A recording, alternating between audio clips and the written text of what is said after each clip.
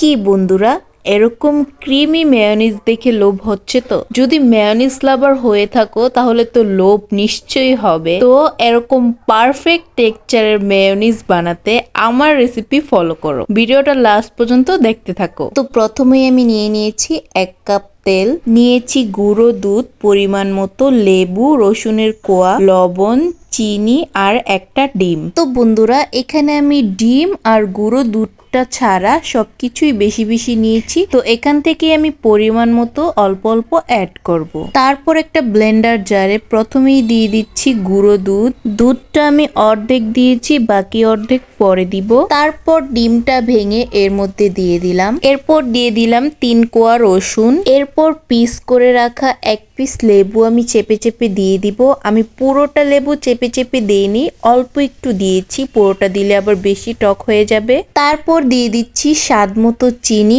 প্রথমবারই বেশি চিনি দিতে যাবেন না, তাহলে মেয়োনিজটা বেশি মিষ্টি মিষ্টি লাগবে, আর বেশি মিষ্টি মিষ্টি মেয়োনিজ একদমই ভালো লাগে না। তারপর আমি এখানে দিয়ে দিলাম 1 চিমটি লবণ। তারপর আমি এখানে অল্প একটু সামান্য পরিমাণ তেল দিয়ে দিব। যে 1 কাপ সয়াবিন তেল আমি ঢেলে রেখেছিলাম সেখান থেকে অল্প একটু। তবে আপনারা পুরো তেলটা একেবারেই ঢেলে দিবেন না, তাহলে মেয়োনিজটা পুরো নষ্ট হয়ে যাবে, আর একদমই কিন্তু তাহলে পারফেক্ট ভাবে মেয়োনিজটা তৈরি হবে না। তো আমাদের এখানে কি করতে হবে, একটু একটু করে তেল অ্যাড করে আবার গ্রাইন্ডারে মিক্স করতে হবে। তো সবকিছু একসাথে করে গ্রাইন্ডারে মিক্স করে নিলাম। তো দেখো আমার টেক্সচারটা কিন্তু এখনো গাঢ় হয়নি, এখনো পাতলা পাতলাই রয়েছে। তো এ পর্যায়ে আমি আবারও বাকি গুঁড়ো দুধটা ঢেলে দিব, আর একটু চিনি দিয়ে দিব। টেস্ট করে দেখেছি আর একটু চিনি লাগে। তো এ পর্যায়ে আর একটু তেল দিয়ে দিলাম। এরপর আবারও গ্রাইন্ডারে একসাথে সবকিছু ভালোভাবে মিক্স করে নিব।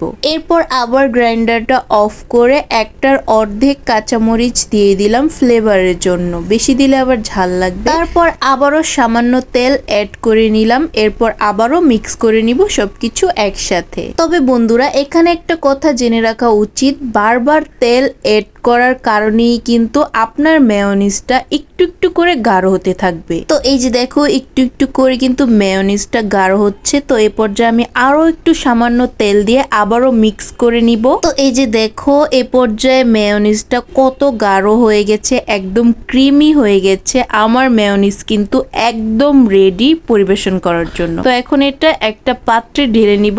তো আমি যেহেতু এতক্ষণ এক হাতে মেয়োনিজ রেডি করছিলাম আর আরেক হাতে ভিডিও করছিলাম, তো আমার হাজবেন্ডকে বললাম আমি মেয়োনিজটা ঢালবো, পরিবেশন করব, তুমি সেই ভিডিওটা আমাকে করে দাও, তুমি ক্যামেরাটা ধরো। তো সে ক্যামেরাটা ধরেছে ঠিকই, কিন্তু আমার হাতে ফোকাস করছে, মেয়োনিজে ফোকাস না করে। তো যাই হোক, যেভাবেই ধরেছে থাকুক। তো আমার প্রিয় বন্ধুরা, তোমাদের কাছে আমার এই পারফেক্ট ক্রিমি মেয়োনিজের রেসিপিটা কিরকম লেগেছে নিশ্চয়ই কমেন্ট বক্সে বলে যাবে।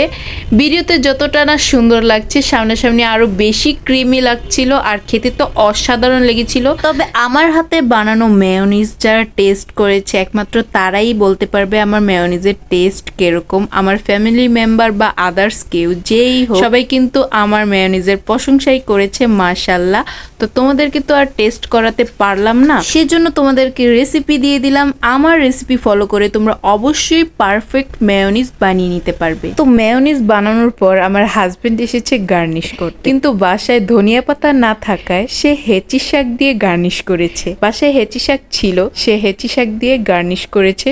দেখতে ভালোই লাগছে, কিন্তু সে ভেবেছিল পুদিনা পাতা বা ধনিয়া পাতা দিলে এটা দেখতে আরো বেশি ইউনিক লাগবে, গার্নিশিংটা সুন্দর হবে, সেজন্য হেঁচি শাক দিয়েছে। এটাও খারাপ লাগছে না, মাশাআল্লাহ সুন্দরই লাগছে। তো তারপর আমরা পিৎজা দিয়ে মেয়োনিজটা খেয়েছিলাম। তো আমার প্রিয় বন্ধুরা, আমার রেসিপি বা ভিডিওগুলো তোমাদের কাছে কেমন লাগে নিশ্চয়ই কমেন্ট বক্সে বলে যাবে। আর এরকম সুন্দর সুন্দর রেসিপিস আরো পেতে আমার ইউটিউব চ্যানেল আর আমার ফেসবুক পেজ অবশ্যই ফলো করে রাখতে হবে। তো আজকের মতো এখানেই বিদায় নিচ্ছি, আল্লাহ হাফেজ, ভালো থেকো, টাটা।